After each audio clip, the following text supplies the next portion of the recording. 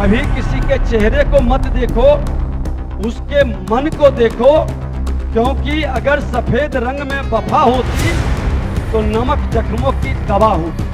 विपक्षी दल के बिना सरकार भी अधूरी दिखती है। आप लोग जो आ गए, समझिए हम लोग तो पलक पामड़े बिछाए बैठे थे, के बिना हम लोग को तो अकेलापन महसूस हो रहा था।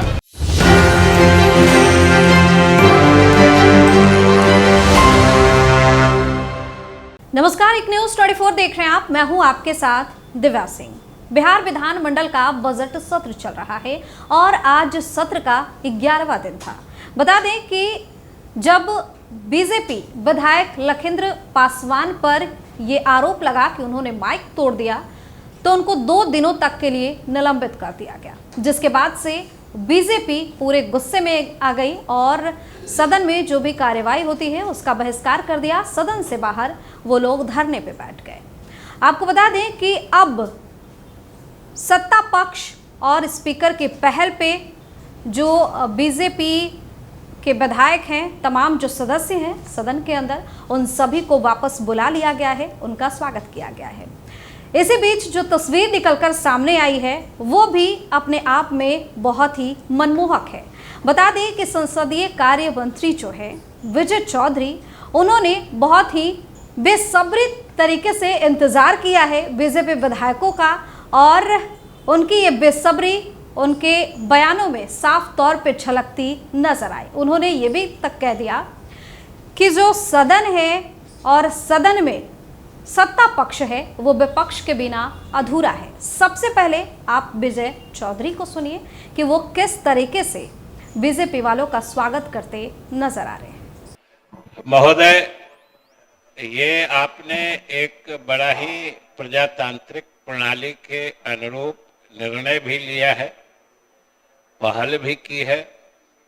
जैसा कि हमने आज की कार्रवाई प्रारंभ होते समय ही कहा था कि विपक्षी दल के बिना सरकार भी अधूरी दिखती है और इसीलिए आप भी महसूस करते होंगे कि सदन की कार्रवाई में अगर विपक्षी सदस्य नहीं हैं तो ये बड़ा खालीपन महसूस होता है। इसीलिए हमने अनुरोध किया था और मैं आसन का विशेष रूप से आपका सरकार और महागठबंधन विधायक दल की तरफ से भी आभार प्रकट करता हूं कि आपने हमारी बातों का संज्ञान लिया और उन बातों का संज्ञान लेके आपने इस दिशा में एक सार्थक पहल की, मुझे भी उसमें शामिल किया और कांग्रेस विधायक दल के नेता श्री अजीत जी से अनुरोध किया गया कि वो हमारे विपक्ष के नेता और सभी माननीय सदस्य से अनुरोध करें कि वो सदन की कार्रवाई में भाग लें।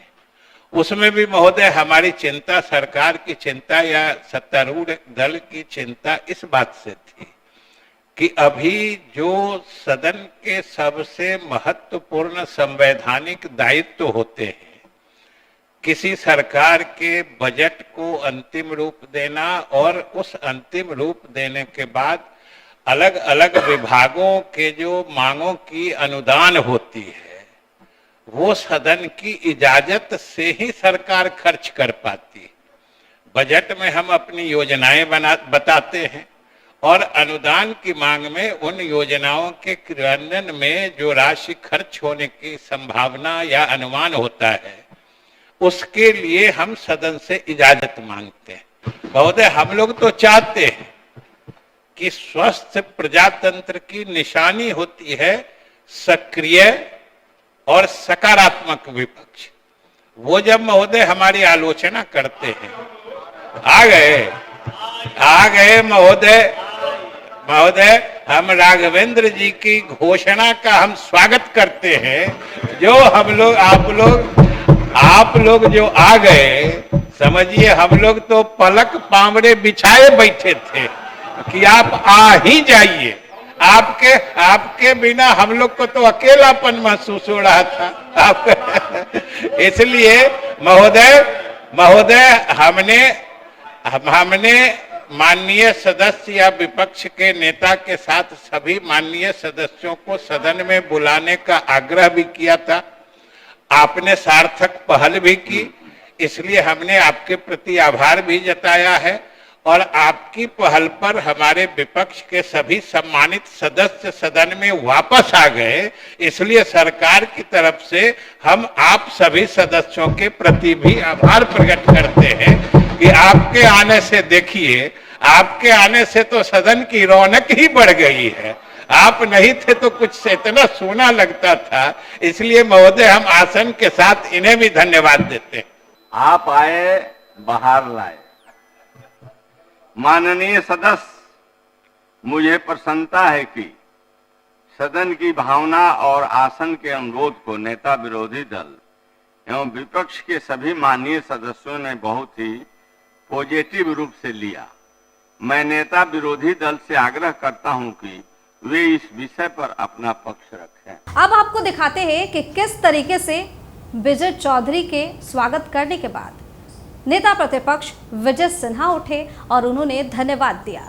हालांकि विजय सिन्हा का थोड़ा सा अलग अंदाज आज सदन में देखने को मिला।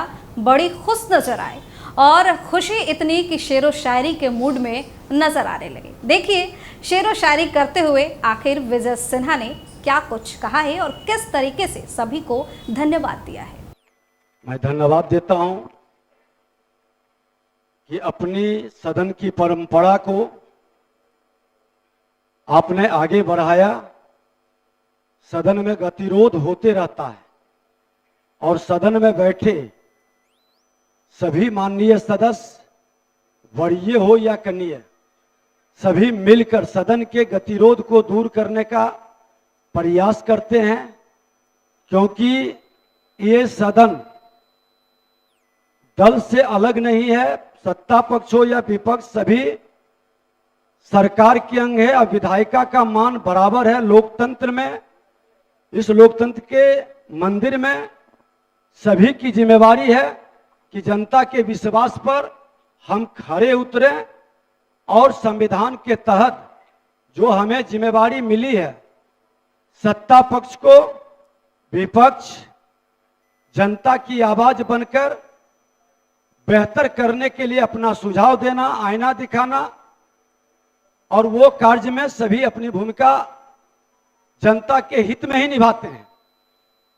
तो हम धन्यवाद देते हैं अपने सभी माननीय विधायकों को कि जिसने संयमित रूप से आपके आदेश के बाद बाहर हम लोग बैठे थे, लेकिन माननीय सदस्य, कुछ नए सदस्य ये भूल जाते हैं कि विधायिका की भी अपनी एक जमात और एक जाति होती है और विधायिका दल से बना हुआ नहीं होता है।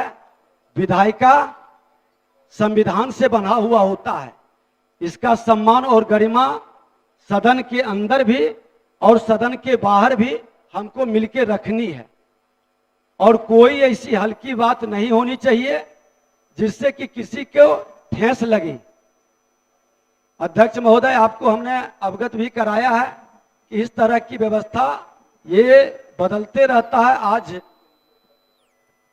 धरना पर हम बैठे हैं, कल आप थे, परसों कोई और होगा, तो उसका भी सम्मान हो, क्योंकि लोकतंत्र की यही खूबसूरती है। और उसमें व्यवधान या उसका उपहास या उसका मजाक उड़ाना कहीं ना कहीं हमारी उस मानसिकता को प्रदर्शित करता है। और एक चीज मैं कहना चाहूंगा कि कभी किसी के चेहरे को मत देखो, कभी किसी के चेहरे को मत देखो, उसके मन को देखो, क्योंकि अगर सफेद रंग में वफा होती तो नमक जख्मों की दवा होती। महोदय, जैसे जैसे नाम आपका ऊंचा होता है, जैसे जैसे नाम आपका ऊंचा होता है, वैसे वैसे शांत रहना सीखिए, क्योंकि आवाज हमेशा सिक्के में ही होती है, नोटों को कभी बजते हुए नहीं देखा है। आप सत्ता में हैं और सत्ता की जिम्मेवारी बड़ी होती है। हम जब आसन पर थे तो सत्ता पक्ष के लोग हमसे बड़े नाराज होते थे। इस बात को याद रखिए, क्योंकि सत्ता के संरक्षक मुख्यमंत्री भी बैठते हैं, लेकिन प्रतिपक्ष के संरक्षक आसन होता है। इस वीडियो में फिलहाल के इतना ही। तमाम अपडेट्स के लिए आप बने रहिए एक न्यूज़ 24 के साथ। अगर आपने अभी तक हमारे चैनल को सब्सक्राइब नहीं किया है तो सब्सक्राइब कर लीजिए, हमारे वीडियो को शेयर कीजिए, लाइक कीजिए, साथ ही हमें कमेंट करके जरूर बताइए कि आपको हमारी खबर कैसी लगी।